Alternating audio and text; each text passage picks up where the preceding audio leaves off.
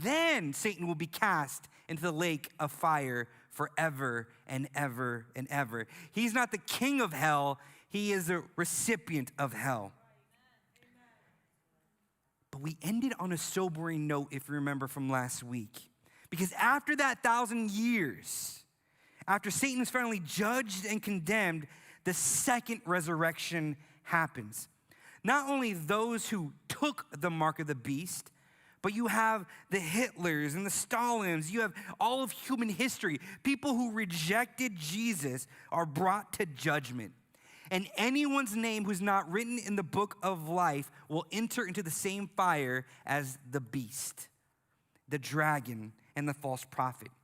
So let me ask a question for you once again, because we're all sober with this thought. Will we witness this or anything else taking place on earth? My favorite answer? All right, I don't know. I don't know. That's the truth of it. But there's no mention in Scripture other than the church is returning with Jesus, as we see in Armageddon. But what I do know is that Paul states that the church will judge the angels. In 1 Corinthians chapter 6, verse 3, he says, don't you know that you too, the church, we are going to judge angels? It doesn't tell us about the courtroom. It doesn't tell us about the process. It doesn't say, hey, unanimous decision, are we good here? Like, this guy kind of messed up, right? We don't know. When will the angels be judged? Will it be at the same time that Satan is judged, since Satan is a fallen angel? Now, if that be so, if we're judging the angels and God's like, okay, here's Lucifer, everybody guilty, great. He's cast in the lake of fire in Revelation chapter 20, verse 10.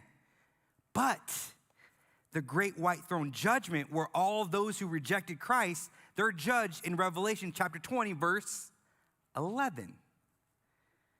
So what if we do get to see the great white throne judgment?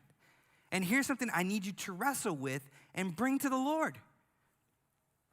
What do you imagine will go through your mind if you see your neighbors, your coworkers, your family,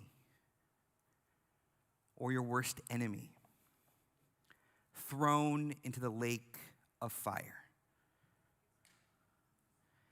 It's a sobering thought, because I don't want to guilt you or shame you. What I'm trying to do is show you the book of Revelation and say, hey guys, this reveals Jesus. And what it reveals about Jesus is that he's judge and he will judge, and we possibly might see. So while we have time here on earth, while we have a breath now, let us go and proclaim the gospel, because people will be burning in the lake of fire, ready?